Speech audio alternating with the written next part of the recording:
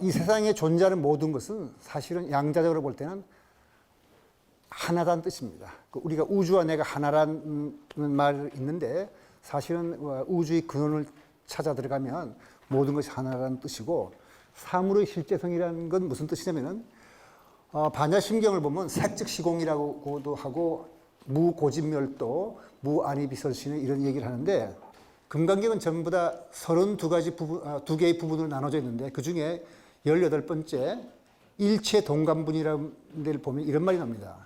겐지스강의 모래수만큼 많은 그런 부처님 세계가 있는데 그 국토에 있는 중생의 여러 가지 마음을 다 안다, 이렇게 말씀입니다. 자, 겐지스강의, 이게 항아가 겐지스강인데요. 겐지스강의 모래수만큼 그만큼만 항아가 있으니까 그 모래 곱하기, 그러니까 그 겐지스강의 모래수를 제곱한 것만큼만 많은 부처님이 세상에 있다는 말은 셀 수 없이 많은 세상이 있는데, 또 거기에는 중생 수라면 얼마나 많겠습니까? 그걸 부처님이 다 안다 그랬어요. 근데 이런 걸 들으면 우리 생각에 이건 그냥 소설인가 보다, 이런 생각을 아마 하게 될 겁니다. 그리고 이거 읽으면서 여러분들이 볼 때 여기에 대해서 심각하게 생각해 본 사람은 제 짐작에 별로 없을 겁니다. 그냥 소설처럼 뭐 그렇게 될 거라고 생각한다면은, 그러나 이 구절을 봤을 때 소설이라고 생각하고 읽는다면은 이 경전을 아무리 많이 읽어도 별로 도움이 되지 않을 겁니다. 근데 만약 양자 얽힘이라는 현상을 아는 사람이 이 경전을 읽으면 이게 뭔가 사물의 그 참모습이라는 거는 우리가 평소에 생각하는 것과는 다른가 보다 하는 생각이 들면서 굉장히 호기심을 가지고 불경을 읽게 될 겁니다. 그래서 오늘 그 강의는 이런 금강경의 내용과 관련되어 있는 내용입니다.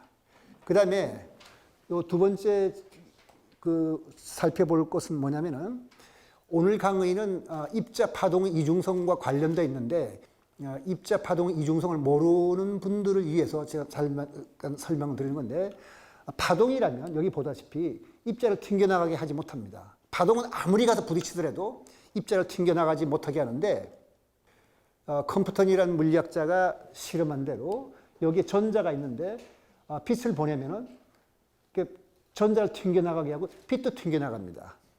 그러면 우리가 알다시피 빛은 전자파니까 파동이니까, 파동이라면 다른 걸 튕겨나가지 못하게 해야 되는데 튕겨나가게 한다는 말은 무슨 뜻입니까? 빛도 입자라는 뜻이거든요. 다시 말해서 빛은 파동이면서 또한 입자라는 뜻입니다. 그래서 그걸 우리가 사물의 이중성이라고 부릅니다. 그래서 빛뿐만 아니라 세상에 존재하는 모든 소립자들, 입자라고 생각했던 전자도 그것이 이렇게 튕겨나가게 하지만, 다른 당구공이 당구공을 부딪히면 튕겨나가게 하는 것처럼 다른 입자를 튕겨나가게 하지만은 전자 스스로가 빛처럼 파동과 같은 역할을 한다는 걸 알고서 이제 학자들은 이 세상 사물은 근본적으로 논리적으로는 양립할 수 없는 두 가지 성질을 갖고 있다는 걸 이제 알게 됩니다.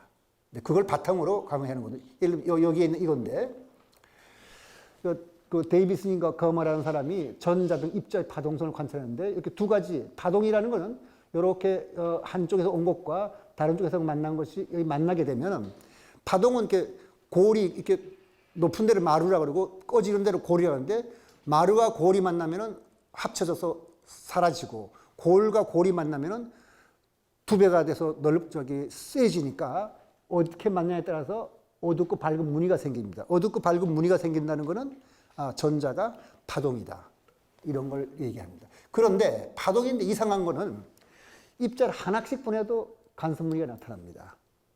하나라면은 우리 생각에는 둘 중에 한쪽으로 왔으니까 한쪽에서 온 것이 어떻게 두 군데서 온 것처럼 간섭무늬를 만들까 하는 생각이 드는데, 실제 해보면 하나씩 보내도 이렇게 밝고 어두운 무늬가 생겨서 간섭무늬가 생겼는데, 그럼 하나가 동시에 두 장소를 지나갔다는 뜻이죠. 우리 세상 사물은 우리가 생각하는 것처럼 이렇게 것과 다릅니다. 우리는 입자 하나라면 그러면 반드시 어느 장소 한 곳에 있어야 될 거라고 생각하는데 그렇지가 않고 두 군데 동시에 있습니다. 그런데 신기한 거는 입자가 근데 어느 쪽으로 오는지 불을 켜고 쳐다봅니다. 이쪽으로 오는지 이쪽으로 오는지를. 그러면 반드시 둘 중에 한쪽으로 오게 됩니다. 근데 둘 중에 어느 쪽으로 왔는지를 우리가 관찰하면은 그때는 파동 무늬가 사라져버리고 간섭 무늬가 나타나지 않습니다. 그때 입자처럼 행동합니다. 그러니까 신기한 것은 그 전자라든가 빛의 성질을 조사할 때 어느 쪽으로 오는지 관찰을 하지 않으면 파동처럼 행동하고 어느 쪽으로 오는지 관찰하게 되면 그때는 빛으로 행동하니까 이 자연의 기본 물질들은 우리의 인간들이 보고 있는 사물 인식 방식하고는 전혀 다르게 행동을 합니다. 그래서 여기 지금 썼으니까 이건 그냥 여러분들이 읽어보시고 이제 지나가도록 합시다. 모든 소립자를 하나씩 보낼 때도 간섭 무늬가 나타난다는 말은 밝고 어두운 무늬가 나타난다는 뜻입니다. 그런데 한 개씩 보내도 간섭 무늬가 나타난다는 말은 두 개의 소리를 입자 하나가 동시에 통과했다는 뜻이니까 입자 하나가 동시에 여러 곳에 있다는 증거가 되겠고, 근데 어느 쪽을 스리스를 통과하는지 관찰하면 반드시 하나의 스리스만 통과하고 그때는 입자가 돼요. 파동처럼 하죠. 다시 말해서 그거는 관찰하지 않으면 파동인데 관찰하면 드디어 입자라는 건 딱딱하고 질량 갖고 있고 뭐 우리가 실체를 갖고 있는 존재라고 생각하는데 그런 실체는 관찰에 의해서 입자라는 실체가 나타난다고 우리가 말씀드릴 수 있습니다. 제목 자체가 굉장히 자극적이랄까 도발적이죠. 시간을 소급하는 인과율이란 말은 우리가 인과라면은 과거에 일어났던 일이 나중에 어떤 결과를 일으킨다는 뜻이에요. 이건 거꾸로 되죠. 시간을 소급하니까 현재 일어난 일이 과거를 결정한다는 뜻이 되겠네요. 왜 그런지 한번 살펴볼까요? 대개 우리 우주는 138억 년 전, 뭐 대충 생각해서 140억 년이라 생각하면 그때 빛이 나왔습니다. 이렇게 사방에 나왔게 이렇게 나왔는데 어쨌든 이게 은하단이 있으면은 중력이 있으면 빛이 이 중력장에서 이렇게 구부러집니다. 이렇게. 그러니까 위에서 오는 건 이렇게 구부러질 테고 밑에서 오는 건 구부러지는데 가만두면 이 빛이 지구 근처에 왔을 때 어떻게 되나요? 두 군데서 온 곳을 합쳐지면은 밝고 어두운 무늬가 나타난다고 그랬죠. 그럼 파동이네요. 그럼 140억 년 전에 이 빛이 파동으로 출발했나 보다 생각할 텐데 아까 뭐라 그랬습니까? 어느 쪽으로 오는지 관찰하게 되면 간섭 무늬가 사라지고 이렇게 마치 밀가루를 부은 것처럼 이런 모양이 생긴다. 어느 쪽으로 오는지 관찰하면 그때는 파동의 그 간섭 무늬가 사라지고 입자처럼 됩니다. 그런데 이상하지 않습니까? 지금 생각해보면 140억 년 전에 출발할 때는 빛으로 파동으로 왔느냐 그때 입자로 왔느냐가 만약 결정됐더라면 지금 내가 관찰하든 말든 간에 파동이든 입자일 텐데 지금 관찰하면 입자, 하지 않으면 파동. 다시 말해서 이때 출발할 때는 애매한 상태였는데 지금 관찰자의 관찰 행동이 과거의 행동을 결정한 셈이 되죠. 그러면 시간을 소급하는 인과주의라는 말을 할 수 있겠습니다. 이거는 우주에 관해서 큰 스케일로 그렸기 때문에 실제 실험을 할 수 없을 것처럼 보이지만 실제로는 우리 물리학자들이 딜레이드 초이스 익스페리먼트를 해가지고 이런 실험을 많이 합니다. 여기에 쓴 대로 140억 년 전에 출발할 때 입자 파동의 상태를 결정하지 않고 출발했다는 건가 하는 우리가 의문을 제시할 수 있네요. 그런데 현재의 관찰 행위가 140억 년 전의 일을 영향을 미치는 거지 않습니까? 지금? 그러면 우주는 시공간적으로 분리할 수 없는 하나라는 말을 할 수가 있겠습니다. 시간적으로 그렇게 분리가 되는 건 아닙니다. 그러니까 시간과 공간이라는 개념은 양자적으로 볼 때는 그렇게 우리가 생각하는 것처럼 이렇게 다른 것과 다른 것 사이에 둘 사이에 이렇게 떨어져 있었을 때 우리 둘 사이에 공간이 있으면 둘을 떨어졌다 그러는데 양자적으로 보면 그렇지 않습니다. 오늘 강의 내용은 왜 그런지를 설명하는 것가 될 겁니다.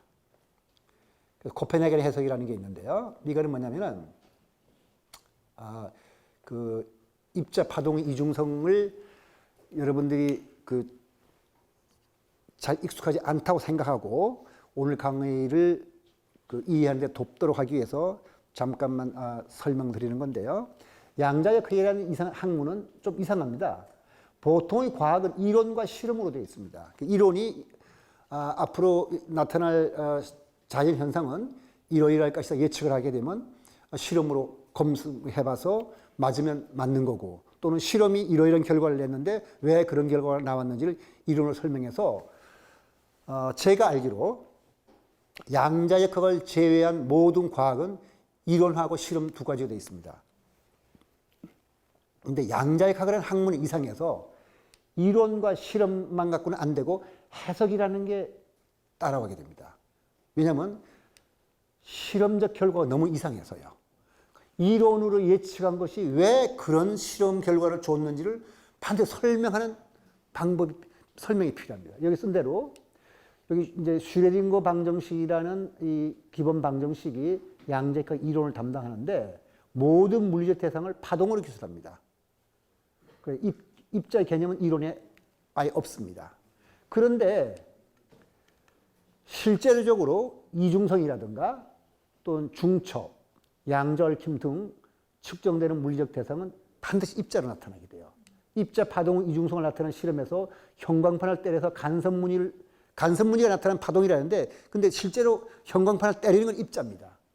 어쨌든 실험할 때는 항상 입자가 문제가 되니까 왜 이론은 파동으로 기술했는데 우리가 보는 거는 그렇게 입자로 되어 있는지를 설명하는 게 필요합니다. 그래서 해석이 필요한 거죠. 그 해석을 하는 것이 굉장히 많이 있는데, 다른 물리 이론과는 달리 양자역학은 지금 설명드린 이유에 의해서 이론과 실험을 이어주는 설명이 필요합니다. 그래서 보통 확률론적 인과율로 실험 결과를 설명하는데 무슨 뜻이냐면은 슈레딩거 방정식이라는 그 방정식을 풀어보면 파동함수가 나오는데 그 파동함수는 현재 보고 있는 이 물리 상태에서 한 가지를 말해주지 않습니다. 여러 가지 상태가 겹쳐 있다고 말해줍니다. 그걸 중첩이라고 그러거든요.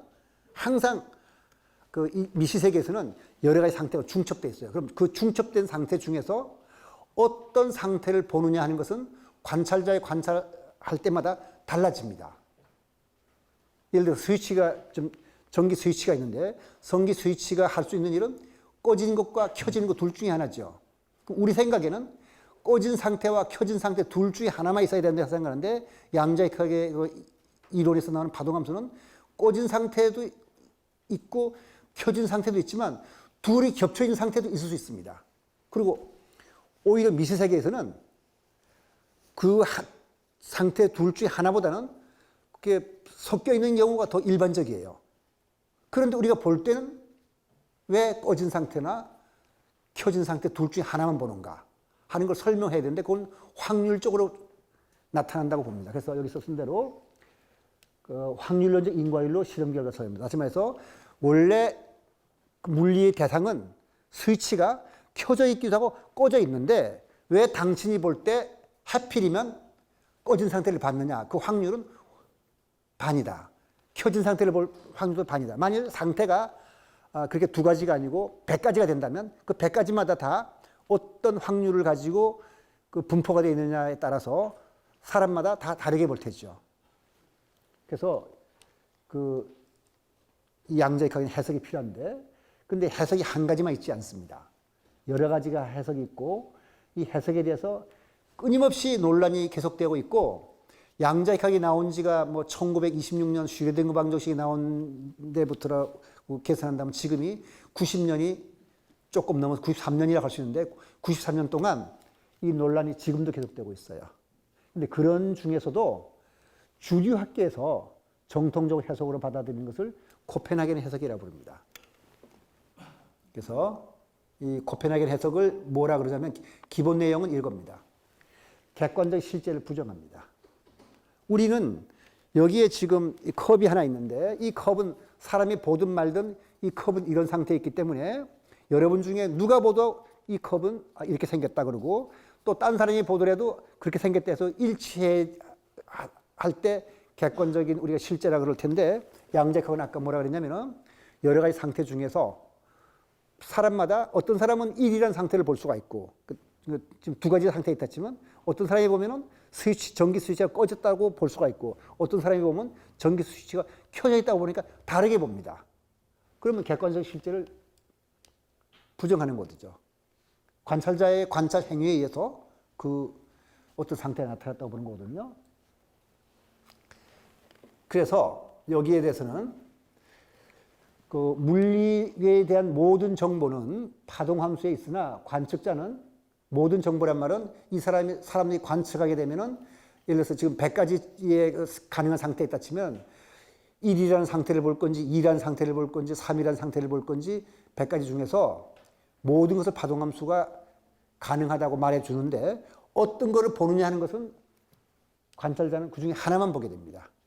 그게 바로 확률론적인 인과율이라는 거거든요. 100가지 중에서 어떤 걸 볼 건가. 네. 중요한 것 중에 하나는 가능한 고유 상태 중 어느 것을 보게 되느냐 하는 것은 확률론적 인과율을 따를 뿐 미리 무엇을 보게 될 건지를 예측할 수 있는 이론은 양자역학에는 없습니다. 네. 그 보충 설명을 하면 미시 세계에 있는 원자나 소립자들은 객관적으로 실제하지 않아요. 따라서 그것들은 관찰자의 관찰에 의해 창조된 것일 뿐이다. 관찰자가 보지 않았더라면 그런 거 없다는 뜻입니다. 소립자들은 그러니까 헛개비 같은 존재들이고 소립자들은 위치나 운동량과 같은 속성을 갖지 않습니다. 근데 위치나 운동량을 비롯해서 소립자가 갖는 물리량은 본래 그런 게 있어서 본 게 아니고 관찰자가 봤기 때문에 그런 물리량을 갖는다는 거거든요. 이런 면에서 원자나 소립자들은 실제하지 않는다. 그래서 휠러라는 물리학자가 유명한 물리학자 화이만의 스승인데 휠러가 뭐라 하냐면 미시적 속성은 관찰된 속성일 때 비로소 속성이다. 관찰하지 않으면 이 컵이 여기에 있질 않아요. 여기에. 왜냐하면 관찰했기 때문에 여기 있다는 뜻인 거거든요. 이건 믿어 앉으죠. 그리고 이게 움직이느냐 안 움직이느냐 할 때 정지해 있거나 움직인다 할 때 정지해 있거나 움직인다 한 그런 속성도 갖지 않고 내가 보니까 정지해 있는 거고 내가 보니까 움직이는 거지 보지 않았더라면 정지해 있지도 않고 움직이지도 않고 그냥 몰라 말할 수 없어요. 왜 그러냐? 여러분들은 그냥 얼떨떨할 것 같지만은 파동이 그렇습니다. 제가 지금 여러분들이 말씀드릴 때 아 한 이 소리는 어떻습니까? 어디에 있습니까? 어디에 있지 않죠. 단지 여러분이 들을 때 들은 자세 들었기 때문에 그 자리에서 아라는 소리 들었을 뿐이죠. 그런 건 마찬가지입니다. 그게 그런 뜻입니다. 그 파동이기 때문에. 근데 학자들의 입장은 그럼 이런 이상한 게 설명을 하니까 이 코펜하겐 해석을 모든 물리학자들이 받아들이는 건 아니고 학자들의 입장은 어떤가 보면은 코펜하겐 핵심 인물 닐스 보아, 베르너 하이젠버그, 불확정수 원리로 유명한 사람이죠. 그 다음에 막스 보른, 그 다음에 볼프강 파울 이런 사람들은 코펜하겐 해석을 만든 사람들이니까 이 사람들은 코펜하겐 해석이 맞다고 생각하는 사람들이고 코펜하겐 해석에 대해서 반대 입장에 선 인물들도 있는데 그 중에서도 아주 극렬한 반기에게 반대한 사람이 아인슈타인입니다. 그래서 아인슈타인은 여기 EPR 파라독스라는 걸 제시해서 그러니까 EPR은 아인슈타인, 요 P는 포돌스키, 로젠이라는 사람이 셋이서 어떤 양자역학의 역설이 있다는 것을 제시해가지고 여기에 이 코펜하겐 해석을 주도한 보아를 공격에 빠뜨립니다. 그래서 오늘 강의 내용이 중요하긴 하지만 이 보아라는 사람이 어떤 사람인지 여러분들한테 잠깐 좀 소개해드릴 필요가 있어요. 여러분 전공하지 않았기 때문에 보아를 잘 모를 것 같아서 여러분 아인슈타인은 잘 아는데 보아는 잘 모르죠. 이 리차드 화이만의 지도교수인 휠러가 한 말입니다. 여기 올킴의 시대에서 루이자 길드라는 어떤 그 여자 과학사학자가 자세하게 그 당시에 학자들의 편지를 다 조사하고 쓴 글인데 공자와 부처, 예수와 페리클레스, 에레스무스와 링컨의 지혜를 겸비하고 있는 사람이 존재할 수 있다는 걸 확실히 느낀 것은 닐스 보어와 함께 클라펜 보르크 수프의 노드밤 나마레를 거니면서 이야기를 나눌 때 있다. 이게 휠러 누구냐면 블랙홀이라는 용어를 만들어낸 사람입니다. 대단히 뛰어난 물리학자인데 이 사람이 보아를 보고서 한 소리예요. 뭐 여러분도 여기에 동의라는 뜻은 아니고요. 어쨌든 이 휠러라는 사람은 이렇게 보어에 대해서 감탄했으니까 이런 지금 보어라는 위대한 물리학자와 아인슈타인이라는 위대한 물리학자가 둘이 어떻게 싸우는지 그리고 누가 맞는지 그거를 오늘 여러분들에게 말씀드리려고 합니다. 그런데 참 둘이 싸우긴 싸우는데 참 친했어요. 그리고 신사적인 게 보어가 하는 말이 양자역학의 발전에 최대로 공헌한 사람은 바로 아인슈타인이다. 아인슈타인이 비판과 도전에 섰다면 양자역학으로 발전 없었을 거다. 보어가 뭐라 그런다면 아인슈타인이 기를 쓰고 반대해가지고 꼬투리를 잡아서 뭐라 그러면 아인슈타인이 머리에서 나온 거니까 얼마나 정교하겠습니까? 그럼 보아가 골치가 아파가지고 그냥 울상이 돼가지고 집에 갔다가 번개같이 생각해갖고 이제 아인슈타인이 틀렸다고 말하면은 또 아인슈타인이 머리가 아프게 쌓았다가 또 몇 달 뒤에 보아가 틀렸다고 말하면 보아가 다시 또 머리를 쌓게 이런 식으로 해가지고 양자역학이 발전했기 때문에 이런 말을 한 겁니다. 보아하고 아인슈타인은 서로 존경하면서 이런 식으로 싸워서 양자역학이 발전됐는데 오늘 이제 그 얘기를 하죠. 그래서 일단 오늘 예비적 고찰에서는 오늘 본 강의가 아니고요. 그러니까 이 강의를 듣기 위해서 필요한 몇 가지 준비될 개념들인데 거시세계의 존재들, 거시세계의 물리적 대상들은 실용적인 맥락에서는 실제하죠. 우리가 보니까 실용적인 맥락에서는. 그래 일선 경험 세계에서 만나는 거시적 물체들은 객관적 실제로 보입니다. 우리 생각에 누가 봐도 컵은 여기에 있는 거고 똑같이 보일 것 같죠. 그렇지만 거시적 세계는 헛개비 같은 원자와 소립자들로 이루어졌습니다. 근데 헛개비가 많이 모이면 근데 적어도 이것들은 소립자를 모였으니까 그러면 헛개비가 많이 모이면 실체를 갖게 되고 실제하는 것일까? 이건 참 이상한 일이죠. 왜냐하면 거시세계의 물체들은 고전역학의 법칙을 따르거든요. 그런데 고전역학의 역학이라는 것은 정확한 양자역학의 근사이론에 불과해요. 그러니까 양자역학에서 어떤 양을 적당하게 이렇게 띄어내버리면 무시해버리면 그때 고전역학이 되는 건데 그러니까 정확한 법칙이 아닌 거죠.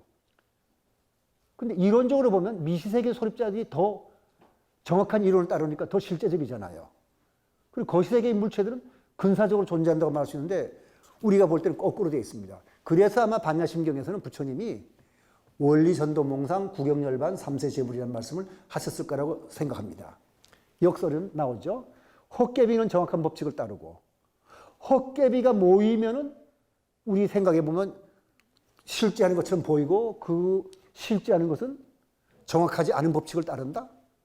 이게 현재 물리학에서 사물을 볼 때 내릴 수 있는 결론입니다. 자, 이제 본격적으로 양자역학으로 이제 들어가죠. 오늘 이게 본 강의고 지금까지 말씀드린 것은 본 강의를 위해서 좀 준비를 해서 여러분들이 음식을 드실 때 에피타이저 마신 잡수신 거로 생각하고 지금 들으신 거를 이해 못했다 하더라도 본 강의 듣는 데는 큰 지장은 없을 겁니다.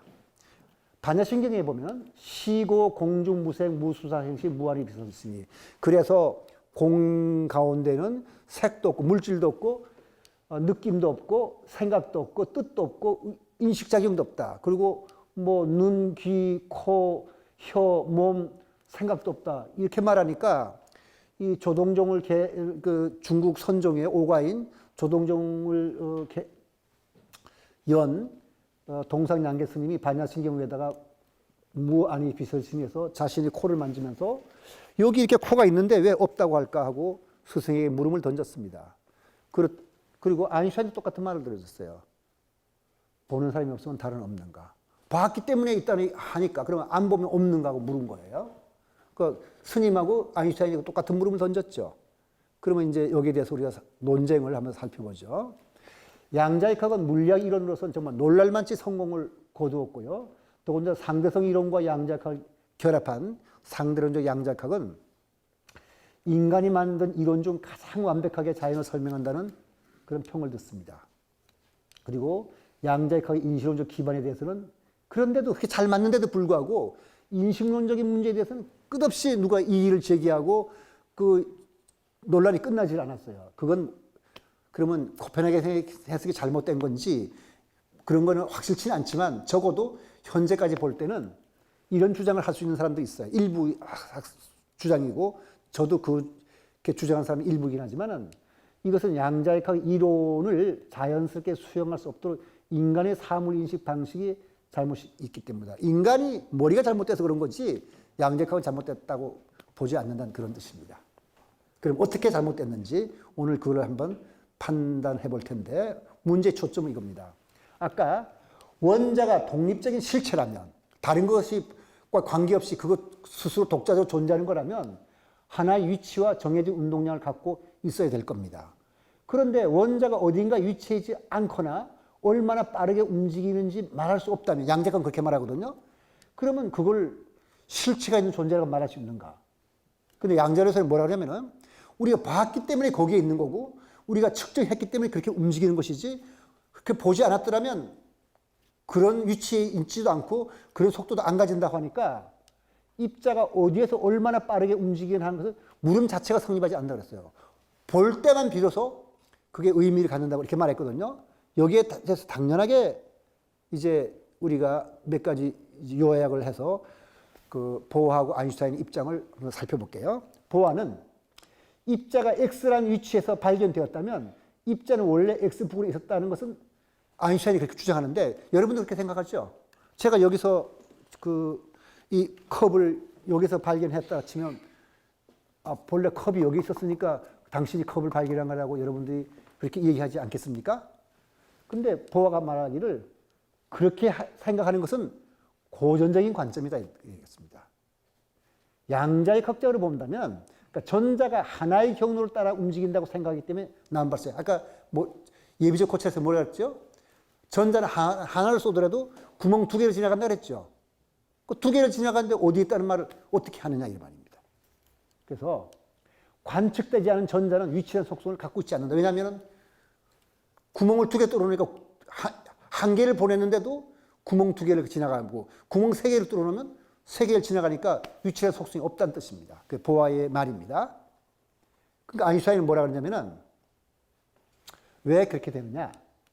사실은 제가 이 입자를 볼 때, 여기 컵이 있는 걸 볼 때, 이건 뭐냐면 저기에서 날아온 빛이 여기를 때려서 제 눈에 들어왔기 때문에 컵이 있다는 걸 보는 거거든요. 근데 아까 말씀드린 대로 빛이 이 전자를 때리면 전자가 튕겨나가죠.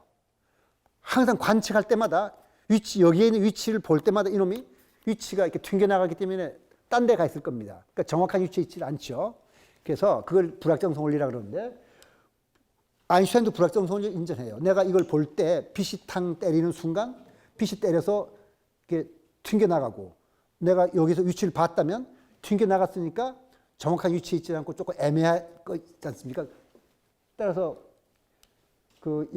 인정해요. 그렇지만 양자역학의 확률론적 해석을 불안정한 것으로 봅니다. 다시 말해서 여러 가지 상태 중에서 어떤 거 우연히 하나만 보게 되고 나머지에 대해서는 모르겠다 그러는 거. 다시 말해서 스위치가 꺼졌느냐 켜졌느냐 볼 때 내가 보면 꺼진 걸 봤고 저 사람이 보면 켜진 걸 봤습니다. 그럼 내가 볼 때 왜 꺼진 걸 보는지를 예측을 못하는 거거든요. 우연히 그렇게 봤다는 거거든요. 그거에 대해서 굉장히 아인슈타인 불만이 돼가지고 하나님은 주사위에 놓지 않는다 이런 말이었어요. 입자를 어디에서 관측했다면 이론이 그 양자역학이 잘못돼서 예측 못했을 뿐이지 입자는 관측된 부분이 어딘가에 있었다. 여러분 생각에는 아인슈타인이 여러분 마음에 아마 들 거라고 저 생각합니다. 근데 파울리라는 이제 보아하고 같이 코펜하겐 해석을 만든 사람이 뭐라 하냐면 존재 여부조차 분명치 않은 대상을 놓고 논쟁을 벌이는 것은 바늘끝 위에 천사가 얼마나 많이 앉아있는지를 따진 것 같다. 왜냐하면 아까 처음에 예비적 고찰을 봤듯이 입자를 하나를 보내더라도 슬릿 두 개를 동시에 지나간다 했잖아요. 그러니까 그건 위치라는 속성을 갖고 있지 않는 거거든요. 어느 쪽에 있는지 잘 모르는 거예요. 그렇게 해서 존재 여부조차 불명치 않은 대상을 놓고 논쟁을 벌이는 것은 바늘끝 위에 천사가 얼마나 많이 앉아있다는 거예요. 실제로 옛날 신학자들은 바늘 하나 위에 천사가 얼마나 앉았는지를 논쟁한 일이 있었습니다. 근데 그 얘기를 한 거거든요. 자, 그래서 아인슈타인이 머리에서 나왔으니까 대단한 이제 문제가 나올 텐데 개를 교란시키지 않고 개라는 말은 우리가 생각하고 있는 물리적 시스템이에요. 여기를 손대지 않겠어요. 손대면 아까 같이 내가 보려고 여기 빛을 쪼이면은 빛이 이 입자를 때려 보내니까 교란시킨 거잖아요. 그러니까 교란시키지 않고 절대 손대지 않고 자기가 물리량을 정확하게 여기에 대해서 양자역학을 못한다고 그랬는데 이게 물리량이 얼마다고 말할 수 있다면 그거는 반드시 실제의 한 요소가 있어서 이 물리량이 대응하는 것이다. 무슨 뜻이냐면 이렇게 말하는 거예요. 우리가 여기에 컵을 보고 제가 컵의 크기, 부피, 색깔을 알아냈어요. 이거 손대지 않고 그냥 여기만 보고도 내가 무슨 하여튼 신통력을 발휘할건 뭘 건 간에 여기 이렇게 건드리지 않고 크기와 무게도 알고 색깔도 알아냈거든요. 그러면 그 색깔이 어디서 나왔냐? 컵이라는 실제 하는 어떤 것이 있으니까 그런 속성을 얻은 거 아니냐? 다시 말해서 물리학자들이 어떤 물리량을 알아냈다면 그 물리량은 그냥 나온 것이 아니고 그런 물리량을 준 뭐가 있기 때문에 나온 것이 아니냐 하는 것이 아인슈타인 생각인데 여러분이 마음에 드나요? 아인슈타인 생각이? 들죠. 네. 근데 보아는 그렇지 않다 그럽니다. 이런 거는 봤기 때문에 나온 거고 이런 거 없다고 하는 게 이제 보아거든요. 그러면 누가 맞는지가 이제 나올 텐데 아인슈타인이 여기에 대해서 아주 이제 정교한 이론을 제시하는데요. 그 전에 먼저 지금 두 사람의 싸우는 내용을 좀 더 검토해 보면 우리가 돌을 볼 때 크기는 주먹만 하고 색깔은 검으며 무게는 500g쯤 된다면 우리가 본 것은 무엇일까 하는 걸 한번 생각해 봅시다. 보아는 하는가 무슨 말이냐면 우리가 말할 수 있는 것은 당신이 본 것이 크기와 색깔과 무게를 말했으니까 말했는데 다른 관찰자가 측정했더라면 아까 말씀드리기로 물리량은 다른 값을 얻을 수 있다 그랬죠. 그죠? 그러니까 딴 물리량을 얻을 수 있었어요. 그러니까 우리가 보았기 때문에 크기, 색깔, 무게라는 물리량이 나타나는 것이지 보지 않는다면 그런 거 있다고 말할 수 없다. 그랬더니 아인슈타인은 우리가 대상을 교란시키지 않고 그러니까 건드리지 않고 크기, 색깔, 무게를 알아낼 수 있다면 우리가 보건 보지 않건 간에 크기, 색깔, 무게라는 물리량은 존재하는 것이다. 그러면 그런 게 왜 존재하느냐면 그런 물리량이 실제한다는 것은 돌이라는 물리의 실제가 있기 때문이다. 저는 물을 안 보고도 여러분들이 아인슈타인 편이라는 걸 투표한다면 아마 표가 다 아인슈타인에 갈 거라는 걸 제가 아마 몇 명인지 모르겠는데 한 60명쯤 왔다 치면 60대 0으로 아인슈타인이 투표하면 이길 거라고 짐작합니다. 근데 과연 그런가? 물리학자들이 관찰한 건 사실 전자를 관찰한 것이 아니고 우리 전자라는 말을 많이 하는데 전자의 물리적인 속성, 질량, 전기량, 궤도가 온다 이런 걸 보는 거거든요. 그런 걸 보고서 거기에다가 전자라는 이름을 붙였다고 하는 게 보아의 주장이고 아인슈타인은 이런 것을 봤다는 것은 이런 게 있기 때문에 그런 걸 본 거다 이런 말입니다. 자, 그러면 이제 지나가죠. 이 피알이 뭐라고 생각하냐면은 이렇게 말합니다. 아인슈타인, 포돌스키, 로제는 입자 두 개가 있을 때 이 중 하나의 입자에 관한 위치와 운동량을 측정하여 다른 입자의 위치의 운동량을 동시에 정밀하게 측정하는 방법을 권했습니다. 다시 말해서 여기 한 입자가 있었는데 이게 둘이 쪼개졌어요.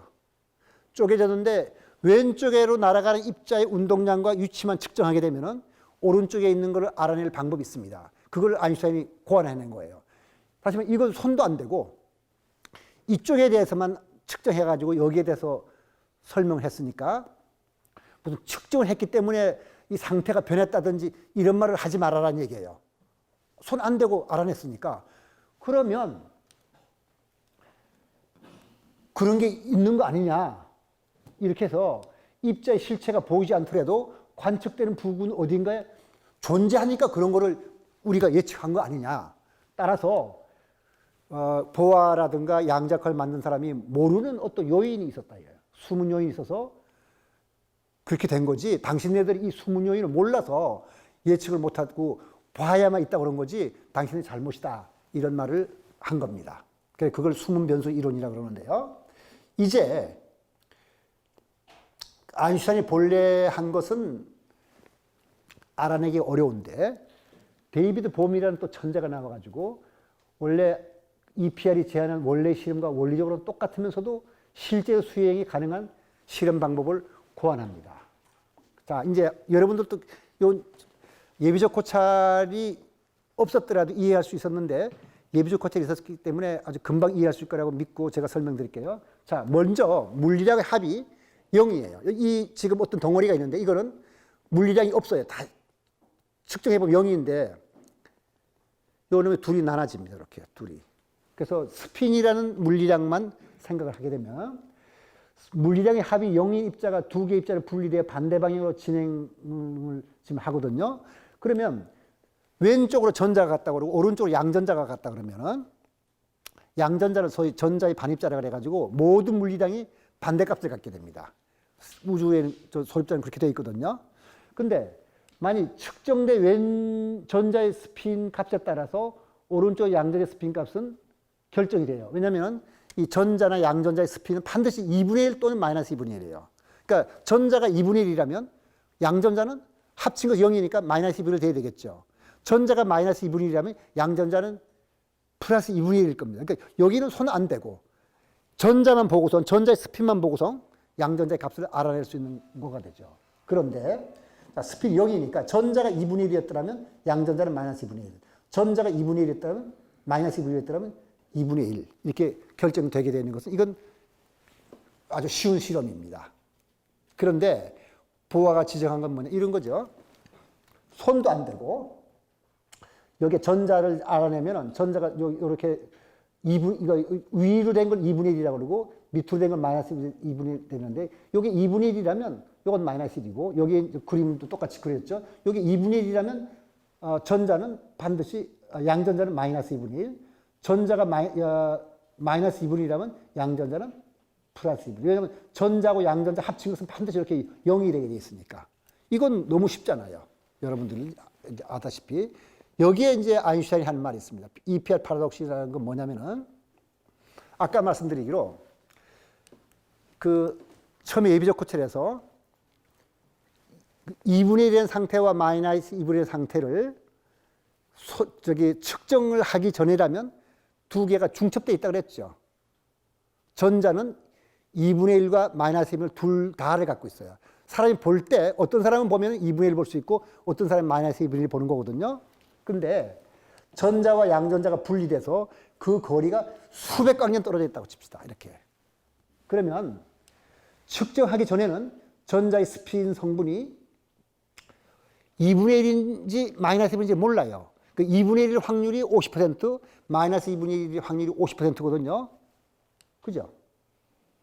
그 전자의 스핀을 측정한 값이 2분의 1이면 저 수백 광년 떨어져 있는 양전자의 스핀이 얼마라고요? 손도 안 대고 당장 마이너스 2분인 거 알죠? 그건 모순이죠. 아인슈타인이 말하는 거. 왜 모순이냐면 이놈은 2분의 1일 수도 있고 마이너스 2분의 1일 수도 있고 이놈도 이걸 먼저 측정할 수도 있잖아요.